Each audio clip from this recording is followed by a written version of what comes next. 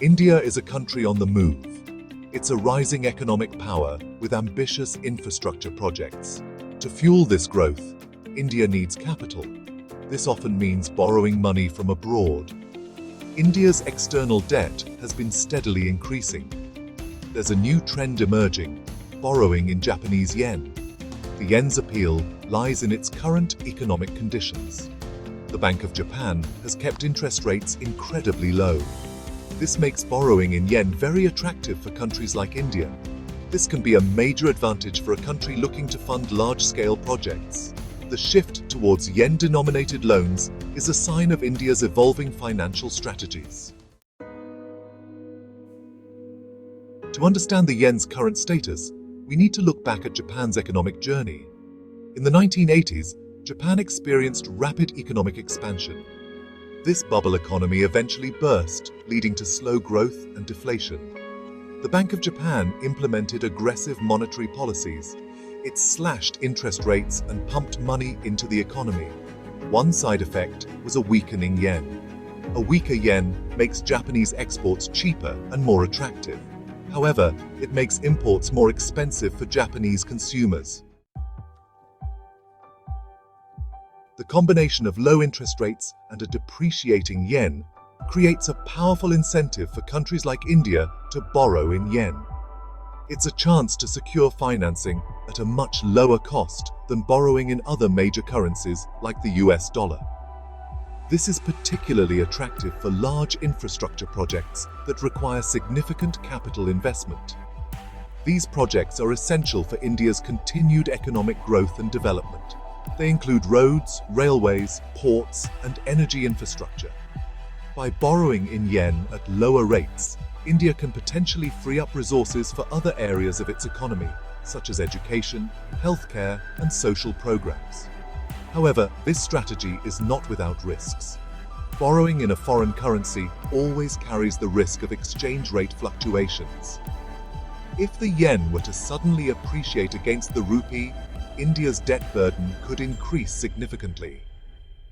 This is a risk that Indian policymakers must carefully consider. Section 4. The Swiss franc crisis, a cautionary tale. The potential dangers of borrowing in a foreign currency are not merely hypothetical. History provides a stark warning in the form of the Swiss franc crisis. In the 1980s, many borrowers in Eastern Europe were lured by the low interest rates offered on Swiss franc loans. They saw it as a chance to access cheap credit.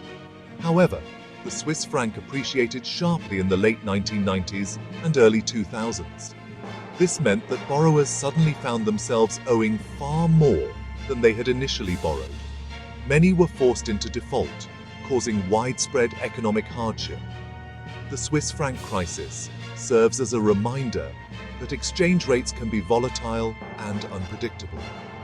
While the current economic environment might favor borrowing in yen, there's no guarantee that this will always be the case.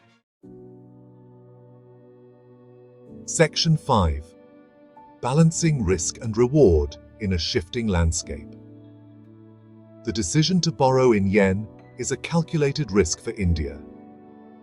On the one hand, it offers the potential for significant savings and access to much-needed capital. On the other hand, it exposes India to the uncertainties of currency fluctuations. It's a balancing act that requires careful consideration of both the potential rewards and the inherent risks. India must carefully manage its exposure to currency risk. This could involve hedging strategies or diversifying its borrowing across multiple currencies. The key is to avoid becoming too reliant on any one currency. The global economic landscape is in a constant state of flux.